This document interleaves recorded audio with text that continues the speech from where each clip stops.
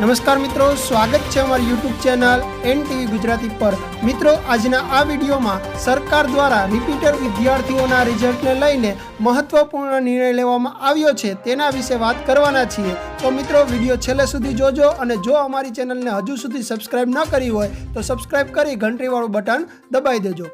चालो मित्रों, ए माहिती मेळवता पहेला आजना मुख्य समाचारों विषे माहिती मेळवी लईए अने त्यारबाद जाणीशुं के सरकार द्वारा रिपीटर विद्यार्थीओना रिजल्टने लईने शुं निर्णय लेवामां आव्यो छे तेना विषे।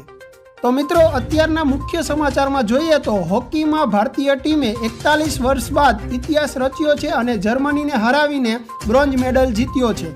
મિત્રો, તમને જણાવી દઈએ કે જર્મનીને 5-4 થી હરાવીને ભારતીય ટીમે બ્રોન્ઝ મેડલ જીતવાથી દેશભરમાં ખુશીનો માહોલ છવાયો છે અને તમને જણાવી દઈએ કે આ મેચ અત્યંત રોમાંચક બની હતી। જ્યારે ભારતીય ટીમ 1-3 થી પાછળ હતી ત્યારબાદ તેણે પડકાર આપી અને ભારતીય ટીમે 5-4 થી મેચ જીતી લીધી છે અને બ્રોન્ઝ મેડલ હાંસલ કર્યો છે। મિત્રો, એના પછીના સમાચાર જોઈએ તો કે જરાય સંકોચ ન કરતા લોકડાઉન લગાવવું હોય તો લગાવી દો, આવું કેન્દ્ર દ્વારા જણાવવામાં આવી રહ્યું છે।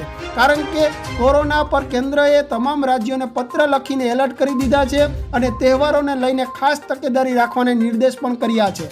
મિત્રો, કેન્દ્રએ વધુમાં એટલું પણ જણાવ્યું છે કે જો જરૂર પડે તો તહેવારોમાં લોકલ લેવલ પર પ્રતિબંધ લગાવી દેવાના છે અને તમને જણાવી દઈએ કે કેરળ સહિત અમુક રાજ્યોમાં કેસ વધવાથી કેન્દ્ર દ્વારા આ નિર્દેશ કરવામાં આવી રહ્યો છે। મિત્રો, એના પછીના મુખ્ય સમાચાર કે 500 વર્ષ બાદ ચાંદીના પારણામાં ઝૂલશે રામલલ્લા અને ડિસેમ્બર 2023માં ખુલી જશે ભવ્ય રામ મંદિર।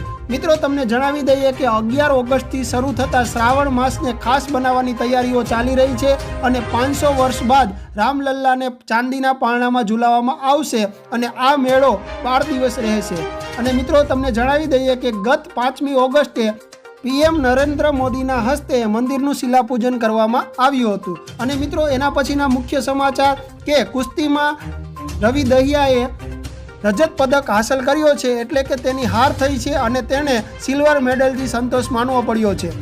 મિત્રો, હવે રિઝલ્ટને લઈને મહત્વના સમાચારની વાત કરીએ તો સૂત્રો દ્વારા મળતી માહિતી અનુસાર સરકાર દ્વારા રિપીટર વિદ્યાર્થીઓનું રિઝલ્ટ 12 ઓગસ્ટે જાહેર કરવા અંગે નિર્ણય લેવામાં આવ્યો છે। જી હા મિત્રો, ધોરણ 10નું રિઝલ્ટ 12 ઓગસ્ટે જાહેર કરવા અંગે સરકાર દ્વારા નિર્ણય લેવામાં આવી રહ્યો છે એવું સૂત્રો દ્વારા માહિતી મળી રહી છે।